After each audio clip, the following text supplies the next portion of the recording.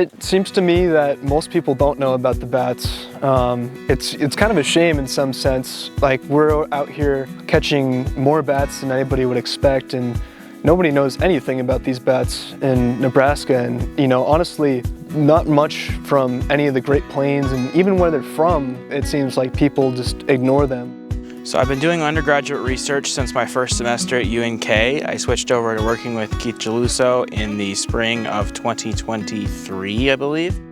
I am going to be starting the preliminary research for a master's position at the Sternberg Museum in Hays, Kansas on June 2nd. I'd like to go into research, probably be a professor at some point. Obviously, you got a few steps in between, and I'd like to work with herpetofauna, amphibians and reptiles. Ideally, I feel like I'm more of a snake and lizard guy. I'd love to work with those. That'd be so much fun. With bats specifically, I've been running a couple of different projects. We did a roost survey on bats. We did some surveys for an endangered bat species, the northern long-eared myotis. And then as a side project, I also worked on a projection with museum specimen records from an online database for the evening bat. What we did here, as a matter of fact, we would catch the bats, but then we would follow them. We would put little radios on them, like a little backpack almost, and then we would be able to track them in the following days to see where they go during the daytime. So tonight, the goal is just to catch at least one evening bat. Sporty. Sometimes they don't stick in the net. Oh my gosh. She's way ahead.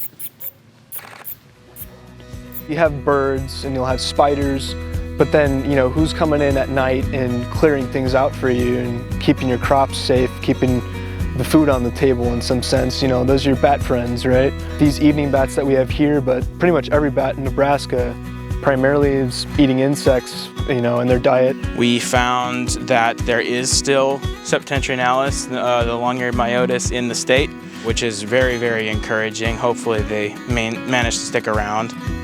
You know, at sometimes larger institutions, the undergrads are kind of the lowest level. You have the PhDs, you've got the postdocs, you've got the PhD students, the master's degree students, and so sometimes the undergrads are more technicians and not really running any of the projects, and so that's what's really unique about UNK is that undergrads can work one-on-one with faculty and get actually publishable results with these students, so that really sets UNK apart.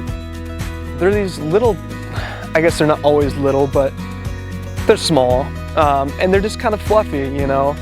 Some of them look like little puppy dogs with wings, otherwise like mice, and, you know, some of them look pretty weird, but, you know, that weirdness is pretty awesome to me.